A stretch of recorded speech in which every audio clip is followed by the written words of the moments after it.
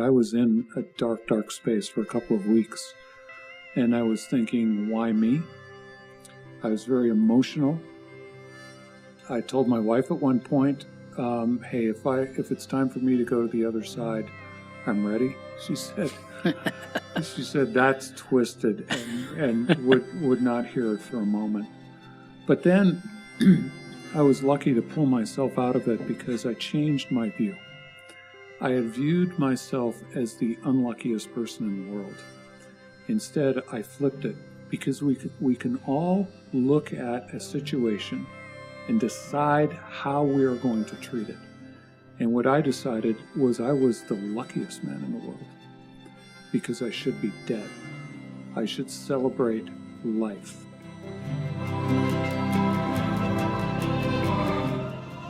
This is Jeff Burningham, and welcome to the Extraordinary Us podcast, where we will talk to people, talk about life, people that you may or may not have heard of. And today, I have a great friend in the studio, a lifelong mentor. As I prepped a little bit today, I couldn't help but think of all the great experiences we've had together. Fraser Bullock is here with me today. It's great to be with you, Jeff. I really appreciate it. Yeah, it's really fun. Let me remind you of the purpose of the podcast before we get going. Number one, no matter our differences, and we're all different. Fraser's from Canada, right? Right. We all are different. No matter our differences, we all have more to build on common ground from. We are all a lot more alike than we are different. We're all fellow travelers.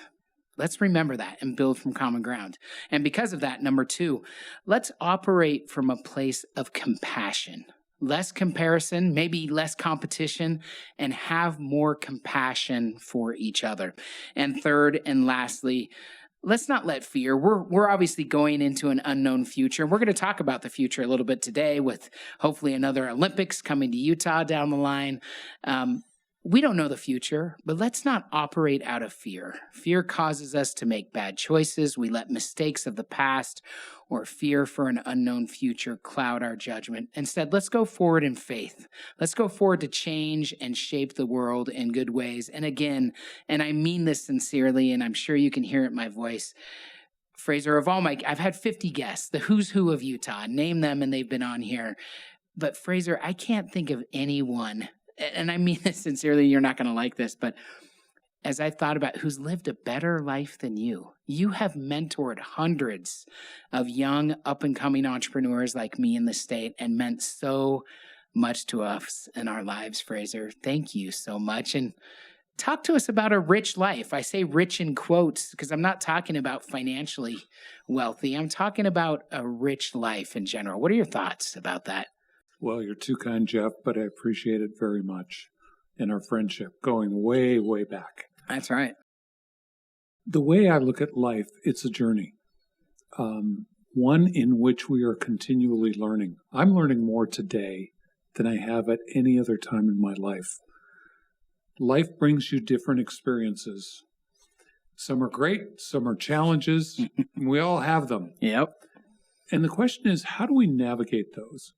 And as we navigate those, we want to do a couple of things. Number one, we want to become better people as we navigate both positive and challenging experiences. Number two, we want to learn from those experiences how we can incorporate those into our lives such that we build a life of not just success, but happiness. And happiness, in a large way, is a product of giving. Yeah. And helping. Yeah. And so this life has been a great journey. I've got so many experiences that, hey, when I left college, I thought, wow, that's my last exam. I don't have to learn anything anymore. I've got my life figured out. Whoa, was I wrong? Yeah. I love how you said constantly learning, because I think you're a great example of that. And I think the world that we're living in now and that we're going into, is kind of a world for learners. You've got to constantly be learning. There is so much changing. We live in such a dynamic world with technology and so many different things. You've got to constantly be learning.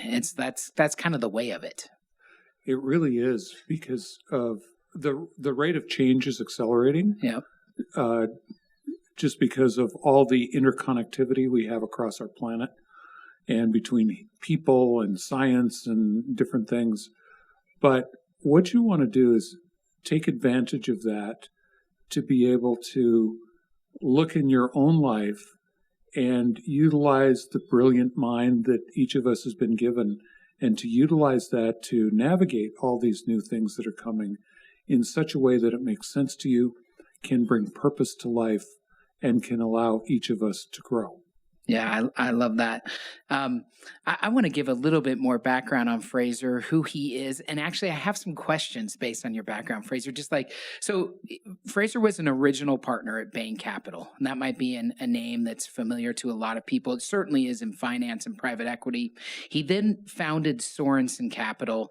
And I'm going to stop there and just say, how has private equity changed, Fraser? From Bain, what year was that you've helped? That was 1984. Okay, so 1984. So we're talking about 30 plus years, 37 years to be exact, 38, to Sorenson Capital, which is a leading private equity firm here in Utah County.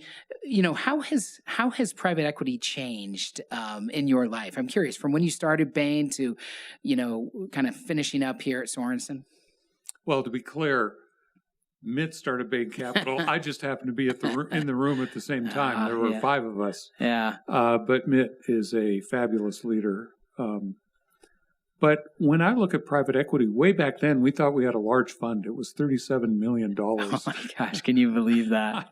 And today, that's kind of like half a deal. Yeah. But back then, what we focused on was strategy of portfolio companies. And while many things have changed, certain things are constant. Mm-hmm.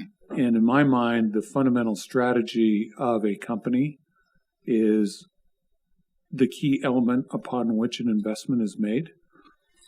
But then the dynamics have changed dramatically, because we focused mostly on leverage buyouts, and that's still a very robust industry. But what has really changed is the opportunity in tech.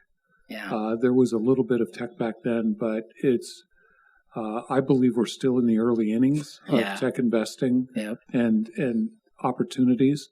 So that has been a dramatic expansion. When we started Sorenson Capital, we were mostly a leverage buyout shop because that was our heritage. But now it's 100%. Technology, because 100%. It's 100% now. Wow. All new investments Mm-hmm. are technology investments, and that's been adapting and learning, like we do in life and everything else. We started investing a little bit in tech in Fund 1, and now in Fund 4, it's 100%, because there's so much opportunity there, so much growth, and when we look in our own backyard here, it's so great to see all these great companies that are just prospering and growing. Yeah, it's unbelievable. For those of you who don't know, Fraser led investments in companies like Omniture, Health Catalyst, Bamboo HR, and was the chairman of the board, I think, of all those companies. Correct me if I'm wrong, or have been, or on the board of all those companies. Yes, Omniture and Health Catalyst, but on the board of Bamboo HR. Yeah. And how has investing in Utah changed? Obviously, I know it's changed a lot, but from your perspective, so Sorenson Capital started late 90s, early 2000? Yeah, 2003. Okay, 2003, sorry. So about roughly 20 years ago. How has investing changed specifically here in Utah now? I'm drilling a little bit further down. I know it's changed dramatically. As an entrepreneur myself, starting a company in 2001 out of BYU, and really having kind of one place to go for money, Bain Capital, you'll remember that. And now to what's happening now in 2022, give us a perspective of that kind of 20-year span, especially as you pivot to technology and as technology becomes a more and more important factor in our economy here in the state. What are your thoughts or views? Curious your perspective. Well, there are two sides to the formula. One is supply of companies, and two is supply of capital. Yeah. And in the early days, there were very few companies and very limited capital. And we were really a flyover state where we didn't get any interest from the coasts. And that's one of the reasons why we started Sorenson Capital, was to invest here in the state. But even then, there were a few companies, and so we did invest in Omniture, which was a great success, obviously. But what has changed is both sides of the equation. As companies like Omniture and Josh James and John Pastana, with their great success, you see the seeding from them and from companies like WordPerfect that have created an environment of technology companies and growth and entrepreneurship that naturally attracted capital. Yeah. And so what we see today is just there's a new tech company being created every day. Yeah. And there is more capital here, which is fantastic because it feeds that opportunity. And so I'm glad to see all this capital coming into our state. Yeah, when I started, the first institutional venture fund in Utah County, Peak Ventures. When was that, Fraser? 2012 or 13, 14? So 7 or 8 years ago. Fraser was kind enough to be on our advisory committee for the first number of years. That's just one of the hundreds of ways, Fraser, that you have blessed my life and helped me and leaned into things that you didn't necessarily have to, but to kind of grow the ecosystem, like you said. And even from when Peak Venture started, it's unbelievable the growth that has occurred here in Utah. I think I told you quickly before we caught up before this, I think I made 50 investments alongside, my fund, alongside other funds, and just direct last year. And one of the things that's changing too is the rise of the family offices, or the amount of capital that's in Utah. Give us your take on, because that's a double-edged sword, right? When I ran for governor, I talked a lot about, oh no, we know what's coming. We need to prepare for it. This could change our way of life, the cost of housing, the affordability, traffic, the environment, et cetera. There's kind of a double-edged sword to this growth. What are some of your thoughts? Because it's great to grow.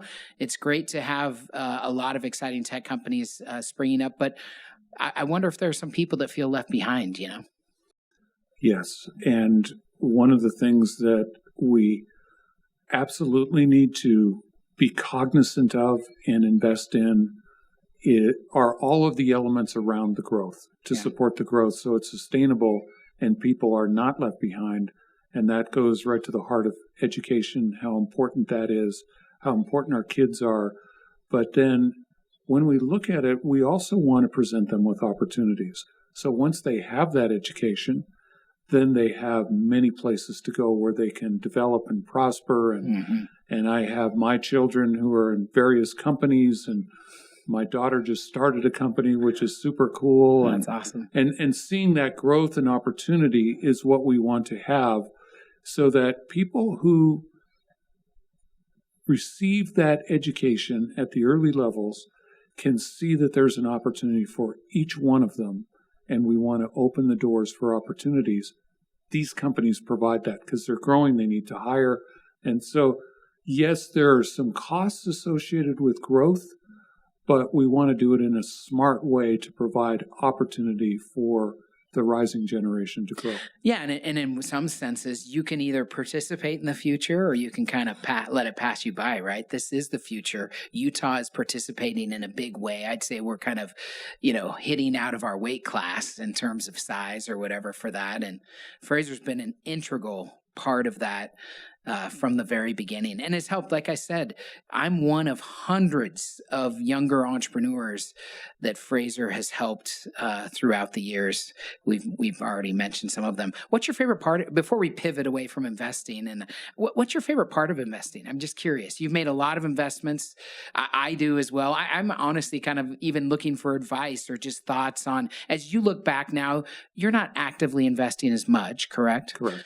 As you look back, what was the most valuable part of investing? What did you learn about being a good investor, a good mentor, et cetera? Thoughts around that?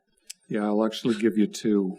Good. Number one is I just like to help people. And so as you say, mentor, it doesn't matter if I have an investment in a company or not.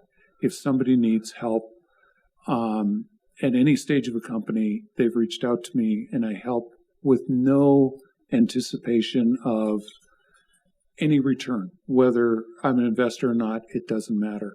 Just being able to help our community, help our ecosystem, help my friends.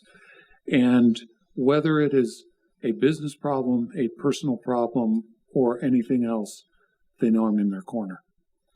That is rewarded to me. That's a big part of life, is just helping people. The second part of it is when I first graduated from college, I was a quant. That it was just all numbers, and I thought, I don't have a creative brain cell in my body. But what I've learned is I have developed that. It's in a book called Mindset, which is what's your mindset? And my mindset early on was, well, I'm a quant. I don't have any creativity. But then I applied myself and I learned to grow, and I've developed a really creative mind around strategy, around investing. And I love getting into a company and thinking about the strategic issues they're facing, whether it's competition, product, whatever, and pondering those and bringing some thoughts that can be meaningful to that business to allow it to move to the next level. Yeah, that's exciting. And you talk a lot about product leadership, and I think that's something that, in my opinion, that's something you're known for as an investor, Fraser, is this term product leadership. Having the best product that has the best user experience or customer experience, that's a way to scale a business, is to have product leadership, correct?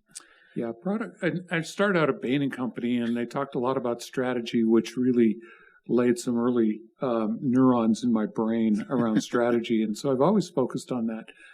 And many years ago, I really morphed in my thinking towards product leadership. It's the foundation of everything in a company, where a company needs to continually invest, have the product roadmap, where it's going. Even if it's a service company, you're still delivering a service product. So thinking about that, where you're going, where your competition's going, where your customers' needs are going to be in the future, and being able to bring together all of the elements to be the leader in that segment. Yeah. I think of Bamboo HR a little bit. Yes. I mean, great example. Yeah. Great founders, Ben Peterson, and now a great CEO, Brad Rencher. I mean, it's just an exciting. Yeah, and Ryan Sanders is one of the founders. Yep. Great people where they took something that was way too complicated for small businesses and simplified it and made elegant software easy to use that solves a myriad of problems. For the small to medium-sized businesses, that's what they want, a simple solution. Yeah. Well, another word, and actually what I thought about when you were kind of talking at the beginning, was you were talking about being kind and serving other people, which is definitely something that you're known for, but also purpose. I feel like you've lived a purpose-driven life. For those of you who don't know, I'm going a little bit more into Fraser's background now. He was the CFO and COO of the Salt Lake Olympics in 2002 with Mitt Romney, his good friend. Everyone will know Mitt, I think. And he's done many, many other things. I can't list them all, but one other I think of, Fraser, just because it was the last time my whole family was with you. You've been the chairman at the board at the Polynesian Cultural Center, the PCC, for some time now. We were there over spring break and got to share the luau dinner with you, and that was a fun experience, and we appreciated that. And there's a lot of talk now about the Olympics coming back to Utah in either 2030 or 2034.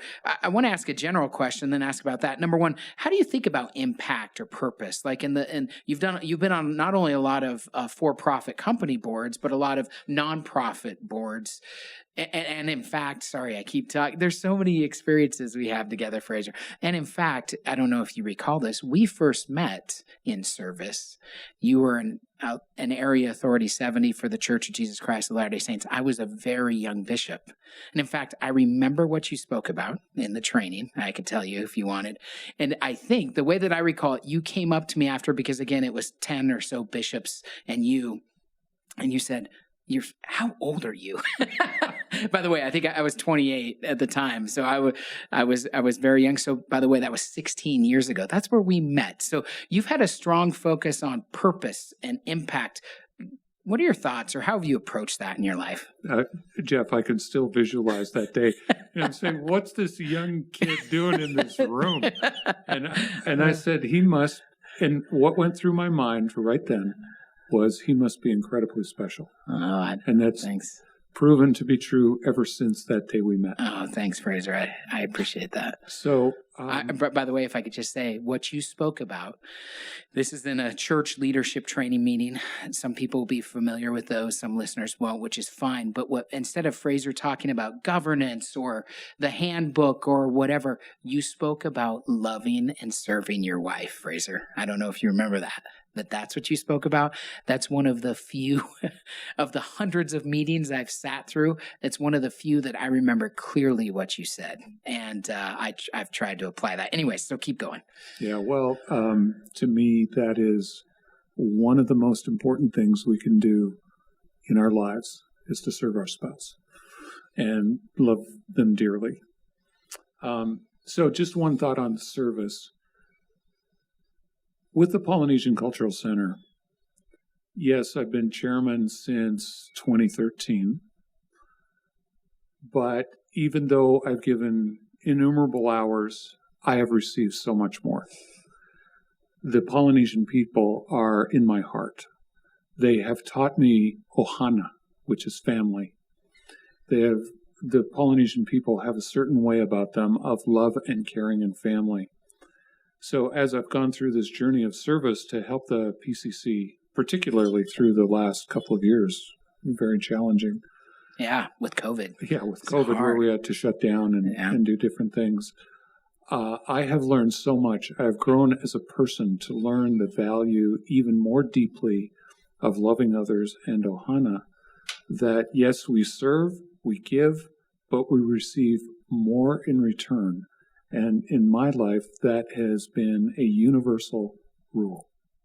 Well, it was evident while we were over there with our family just how much they loved you, Fraser, that people loved you. It was evident that someone special was in the house. Fraser Bullock and Jennifer, your wife, was there as well. And it was fun for us to sit there with you.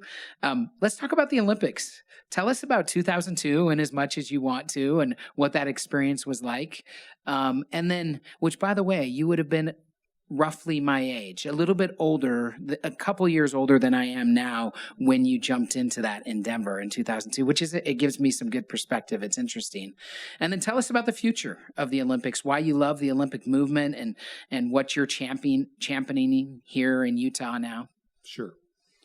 So back in, for those of you with long memories, back in 1999, there were some scandals that were revealed that were very troubling. And they needed a change in management, so they brought in Mitt. And Mitt was absolutely the right choice. He is brilliant. He's a superb leader. He's absolutely incredible along every dimension. So he was brought in as CEO in January of 1999 to turn around a very troubling situation of bribery. The FBI was investigating all kinds of people, and it was a very troubling, dark, dark time. And in the midst of that, Mitt calls me up and said, I'm looking for a chief operating officer. And I said, you're looking for somebody semi-suicidal. That's literally and what that's I not said. Me. Yeah. Yeah. And he said, well, what about you? And I said, no. I told him no 3 times. But finally, he asked me to keep thinking about it. And I visited with my father and mother and was asking their opinion about it. And my father said, son, it's time to be of service. That was it. I left my career, walked away from it, took a massive pay cut. Yeah. This is in your late 40s? Yeah. Mid to late 40s, yeah. But I had a smile on my face doing it. I knew it was going to be a tough work. And we just put our heads down and went to work. And it was really, really tough. It was dark. It was hard. A lack of many of the elements of planning. But number one, we assembled a fabulous team. I scoured the world for Olympic experts and brought them on board. And what people don't understand about the Olympics, the scale is just massive. Yeah. Most companies have 7 or 8 functions, sales, marketing, manufacturing. Yeah. We had 42. Yeah. And one of those functions was technology, which was a $300 million budget. So we had all of these pieces we had to build and put together. And as we were assembling our team, as we were putting our plans together, I remember the August before our games thinking, wow, we've really done this. We've come to a point of confidence where we know we're going to do well. So I went in and told Mitt, we're going to hit this one out of the park. It looks like we're going to have a surplus. Operations are ready. It looks like it's going to go really well. I think I know what's coming up. Yeah. And Mitt said, great, don't tell anybody because we want to manage expectations. But then the next conversation I can remember having him is on the phone with him just after he had driven past the Pentagon after it had been hit on the morning of 9/11. Yeah. And so in 4.5 months, we're supposed to host the world. And people were questioning, are we going to be able to have safe games? Yeah. We had countries that were saying we're not going to come, sponsors pulling out, people canceling ticket orders. So we'd done all this work to dig out of a hole, and we got hit again. We got knocked down. But we just went to work. We put together an even more in-depth security plan. And as a result of that, the next thing I can remember is at opening ceremonies. At the very beginning, when the flag from the Twin Towers is brought in, held by 8 athletes, and hearing a pin drop as that flag is walked in, and then hearing a rousing national anthem, then going on to 17 days of marvelous competition and a very, very successful both Olympic and Paralympic Games. Yeah, it was unbelievable, Fraser. And I'll say it, this is something I probably have never told you, and so I've talked about how you've mentored hundreds of entrepreneurs and blessed their lives. I mean, that's a way that you've blessed thousands of lives. Sally and I were a small volunteer. We did a couple of things during the Olympics. I know thousands and tens of thousands of people, correct me if I'm wrong, in Utah volunteered. I remember us going to the games. It was a bitter, cold night. We had an assignment, and it was around the Meadows Plaza. And we had Dallin, our youngest son, who, by the way, was like 1 year old. He was on a backpack on my back, all bundled up, and now he's, at college. But and that was such a blessing for us to be able to serve. And there were thousands of people that served, correct? 24,000. 24,000. Wow. That's awesome. So what do you love? So you have that experience, which was unbelievable and undeniable. I forget who it was.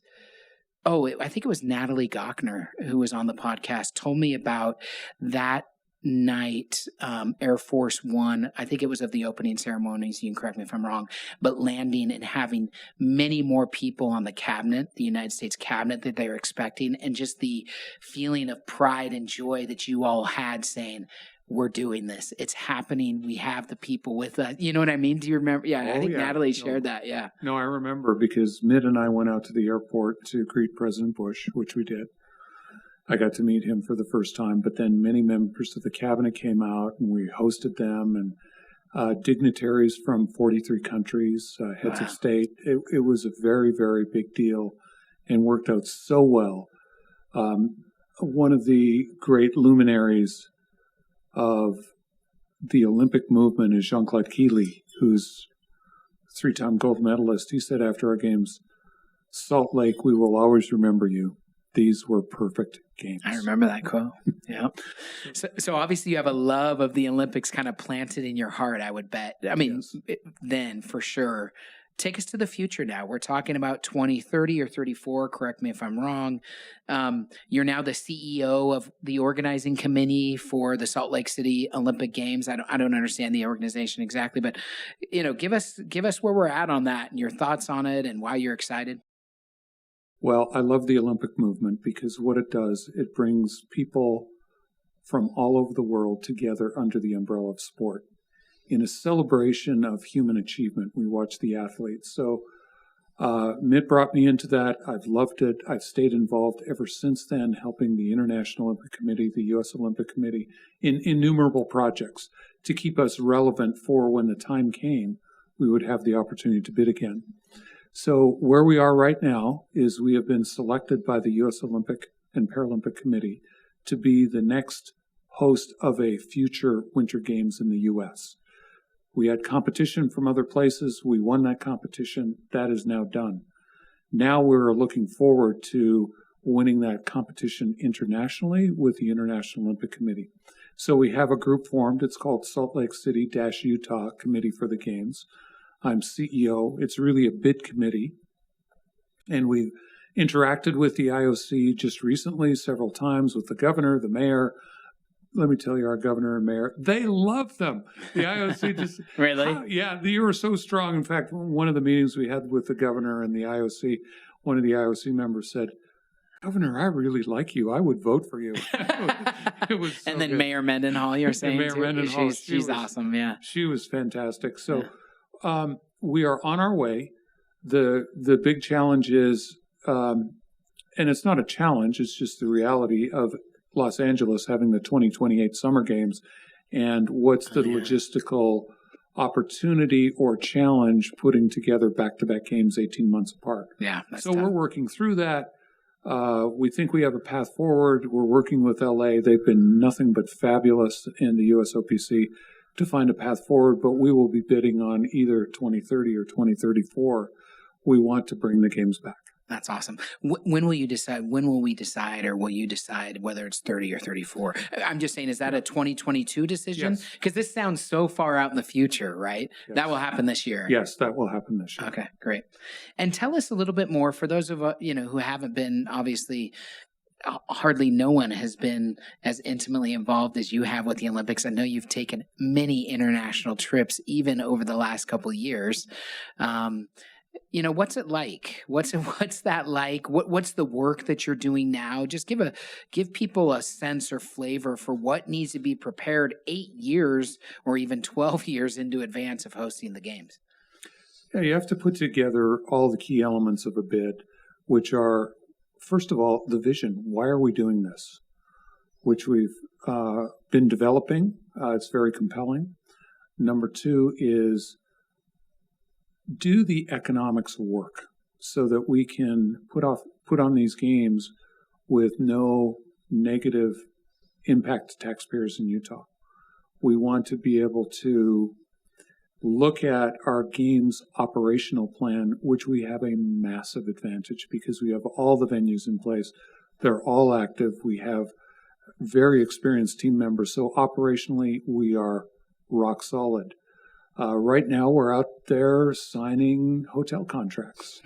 We've got 15,000 rooms signed. Wow. We have our venues that we're putting under contract, whether it's Vivint Arena, whether it's Snow Basin, all of these places. So we're actually in the throes of putting together the contracts to make everything work, along with our vision, along with our budget. There's a lot of work going on. Yeah, that's awesome.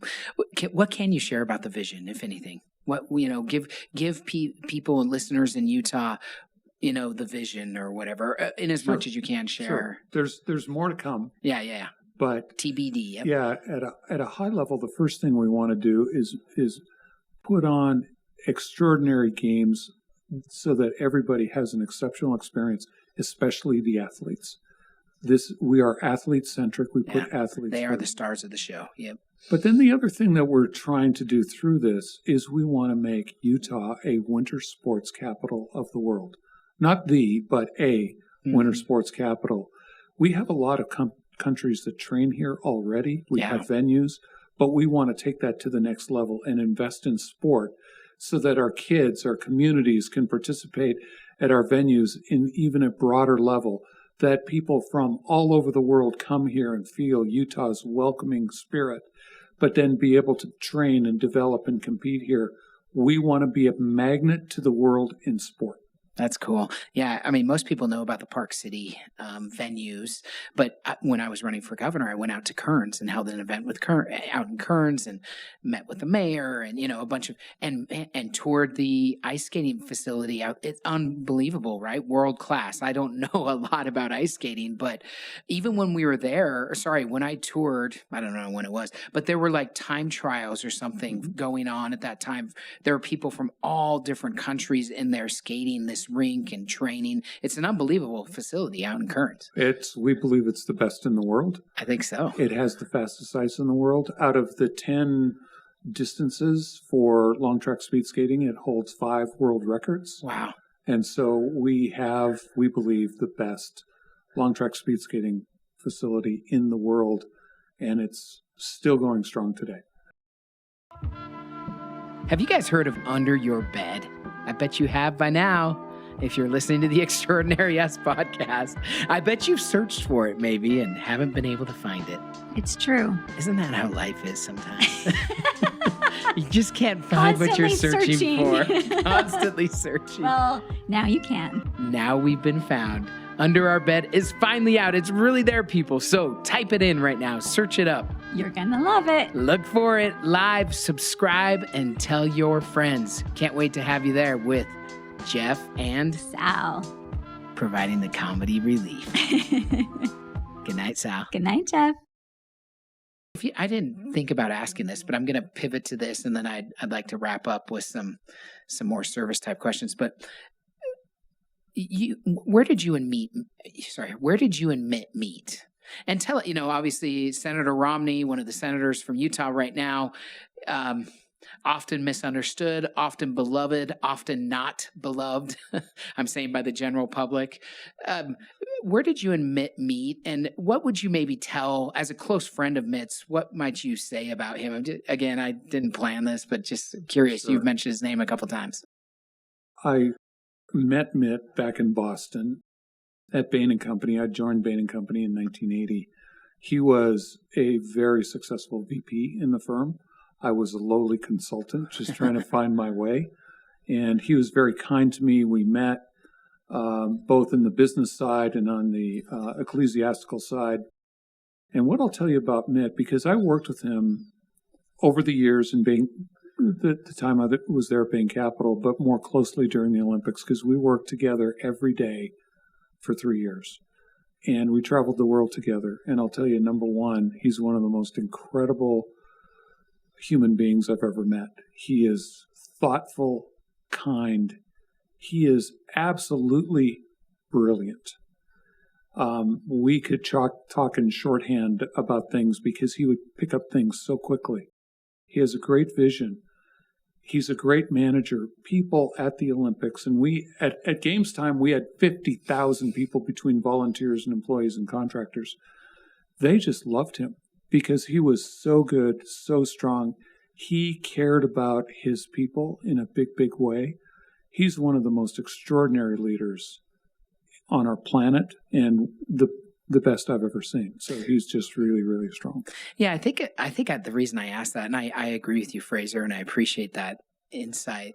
My experiences with Mitt have been similar. Whether you agree with him politically or not, this is a great person. And again, this is the purpose of the podcast.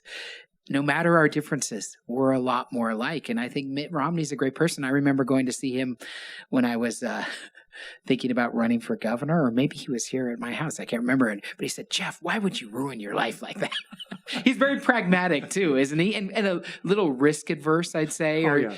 And he's kind of like, Jeff, why would you ruin your life? You have everything going for you, and maybe it was good advice. And the other thing he said was, don't run until your kids are out of the house. And I said, Mitt, but you ran for governor when Josh and I don't remember, some of your kids were home. And yeah, I've enjoyed my interactions with him.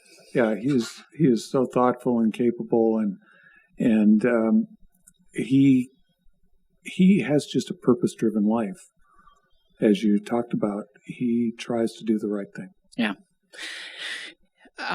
Oftentimes on the show, I ask guests about some of their biggest challenges or something that they've overcome, and I'm going to bring up one that I know about your life and then talk about it a little bit. In 2015, Fraser, you were driving to work, I believe, and had a massive heart attack called the Widowmaker, like the worst kind of heart attack you could have, I think.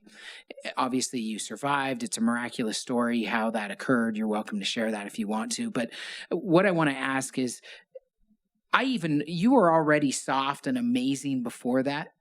Pre-heart attack, post-heart attack, though, Fraser, you're like a saint, sainthood.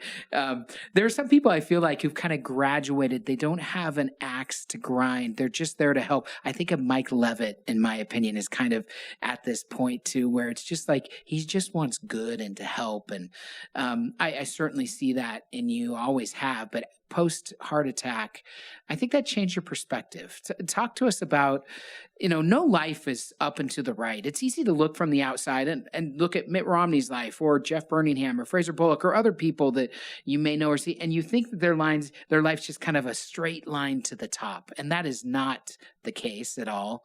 This heart attack was certainly scary and hard for you. Tell us, share some thoughts or what you learned from that experience.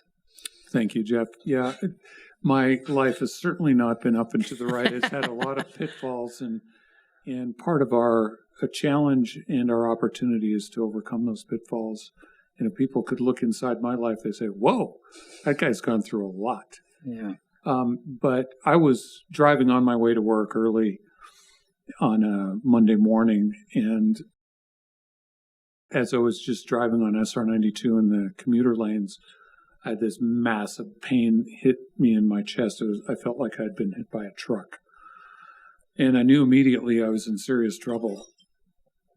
But I was in the middle of traffic and rush hour, and I just need to get off the road and deal with this. And so I navigate through traffic, finally find an empty space up by the outlet malls off of SR 92.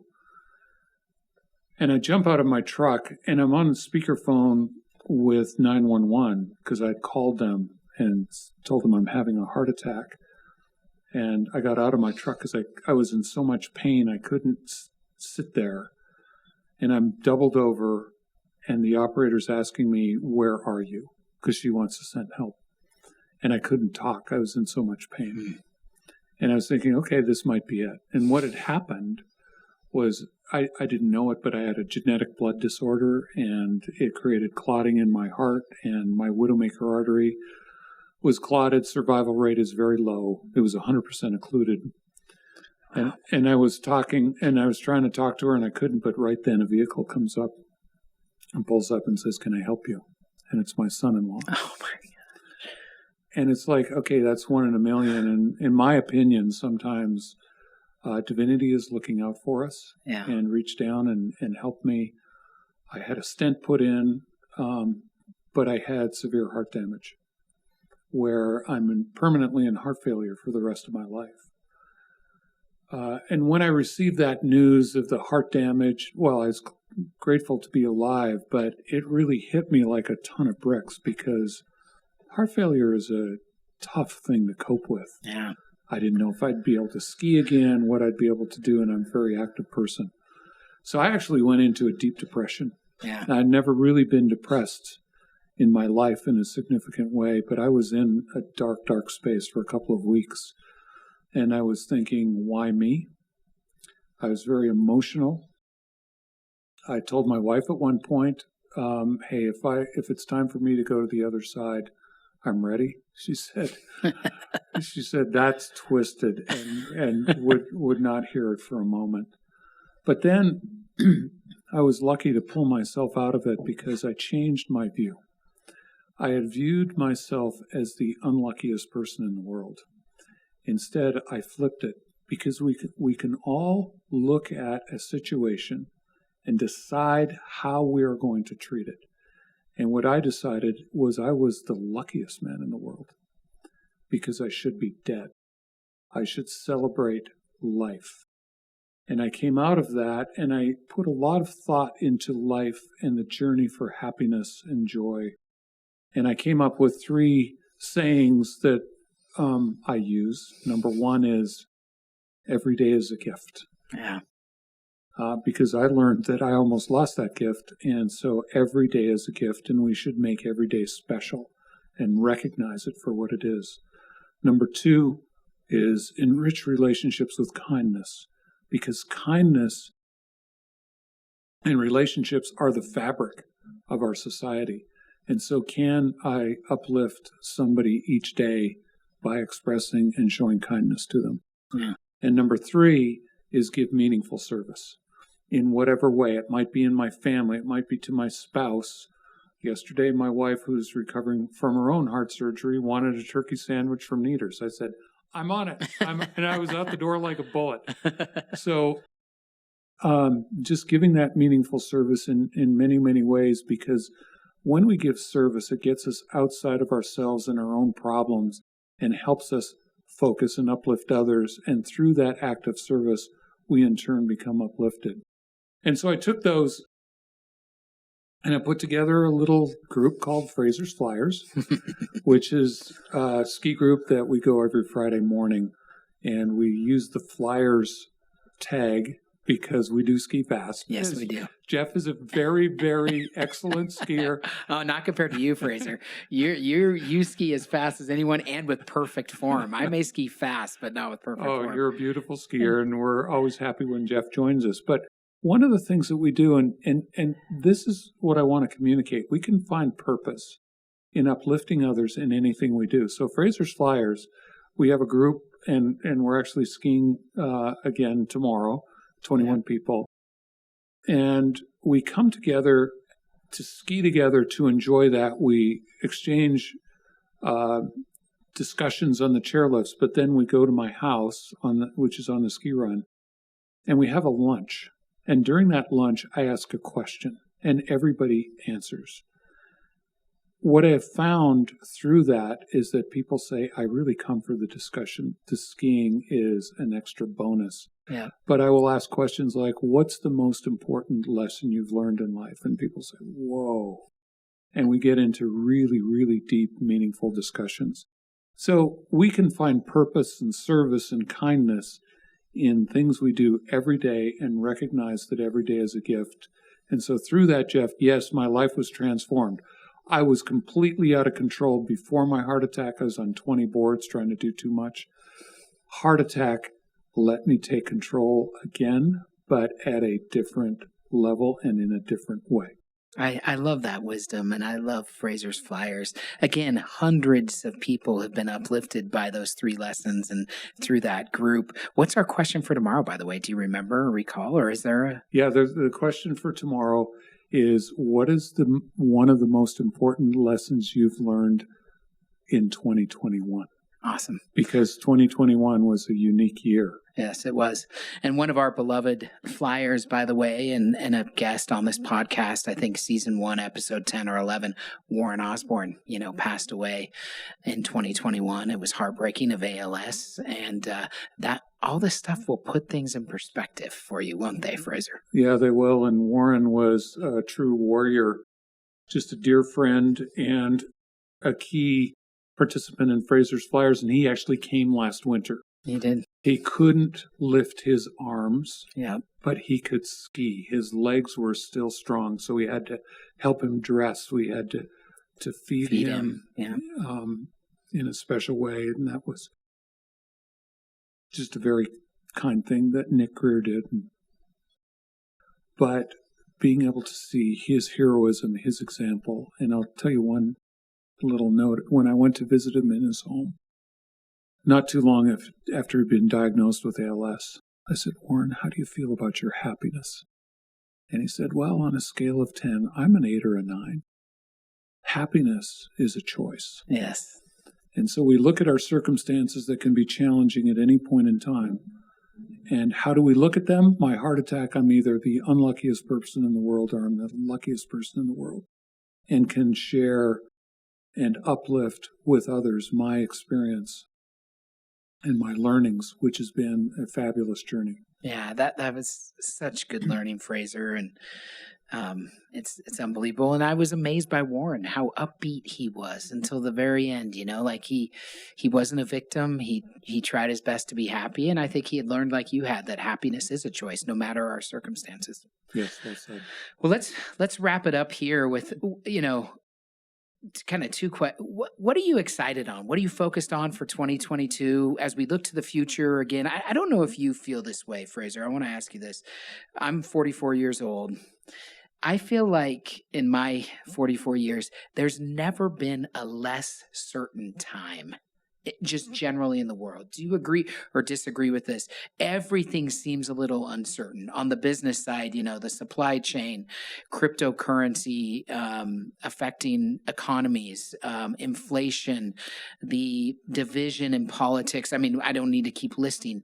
Do you feel that way? And what gives you hope as you look forward? What are you focused on into the future? That's a great question because it is a challenging time in our world. We see different things that are very positive, but other things that are troubling. Uncertainty is a big deal. When I look at 2022, I say, okay, what's the most important thing or things that I can do? Number one, I can use my Fraser's Flyers 3 sayings in all of my interactions with people. I can control that completely, where I seek to uplift others and through that make the world a little bit of a better place just in my own neck of the woods. So there's no uncertainty around that. The second thing, and that's with my family, my friends, and others. The second thing I look at is what can I do on a large scale to benefit our world? And it really is bringing the Olympics back in 2022. That's going to be a big endeavor. It's very challenging. I'll be going to Beijing here in a few weeks, COVID permitting. It's a long, long journey, but well worth it. So rewarding to do something that's beneficial to the world. So I look at that as an uncertain path, but fairly clear in terms of many of the steps we need to do. And I look forward to that in a big, big way. And then finally, I'm just hopeful of what new I can learn this year. Yeah. I'm on this constant learning quest to do a couple of things. Number one, choose happiness and choose the way to get there. And have a positive outlook on life. As long as we're in this journey, we might as well have a smile on our face. And so let's go that direction. And if we have that as an undercurrent, then that will help us navigate the uncertainties of 2022. Yeah, I love that. If people want to learn more about the Olympics or help, is there anything that people can do now? Not right now, but in the next several months, there will be things that will come up. Number one is we're going to be going around to the various communities and have kind of an open house discussion with communities and coming and supporting and being part of that. And second of all, we will launch a website later this year once we get more clarity around 2030 or 2034. And there will be opportunities there to participate, to volunteer.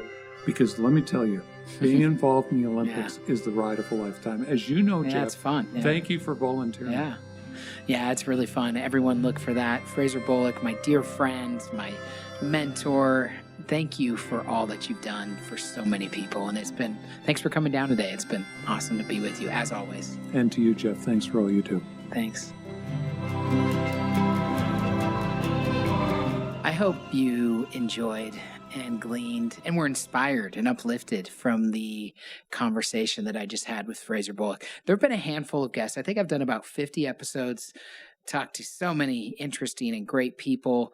There are a couple of the 50 that I can't just help but gush over, I guess. And Fraser is one of those because I have known him for almost 20 years of my life. He has been such a helper to me. And the biggest thing is I've seen him do this. I think that there are, again, hundreds of entrepreneurs and other people that would say that about Fraser Bullock.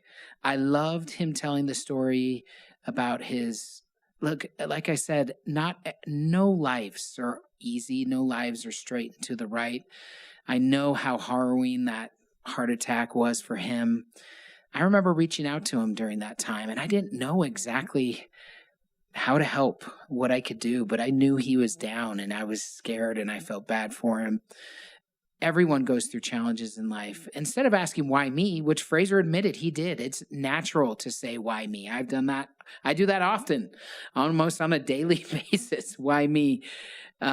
You can turn that into a choice. Happiness is a choice. I know there's a book that Fraser and I both love. It's called Solve for Happy. And it talks about how happiness is a choice no matter your circumstances. I loved I love Fraser's Flyers. We do ski fast up at the canyons. We have a great discussion. But looking at every day as a gift is a true way to look at life and a good way to look at life. Enriching relationships with kindness. I think my first question to Fraser was kind of like, what's a rich life? As I prepared this morning for a couple minutes, I just got this overwhelming gratitude and feeling for a life well lived. And, he's only 2/3 of the way through it, but it's unbelievable. One of the things that he's great at is enriching relationships with kindness. And relationships are really the richness of life. It doesn't matter your net worth on paper, whether it's big or small. If you have friends, if you have strong relationships, that is, I think, the true measure of a rich life. Thank you, Fraser, for sharing your wisdom with us today. We're excited. I'm excited for the Olympics again here in Utah, and we're excited to help you do that. Thank you for being a great example of the things that you've spoken about, not just speaking them, but living them as well. You have truly lived a life of purpose, and mine and so many others have been blessed by your life. And I hope that you were blessed by this conversation as well. All my listeners, please share with a friend that might be enriched or uplifted by this conversation. Until next week, this is Jeff Burningham signing off. We hope you've enjoyed this episode of the Us Podcast with Jeff Burningham. Please help us grow by leaving a rating and review and subscribing at your favorite podcast platform. Also, tell your friends and share on social media. See you again next week.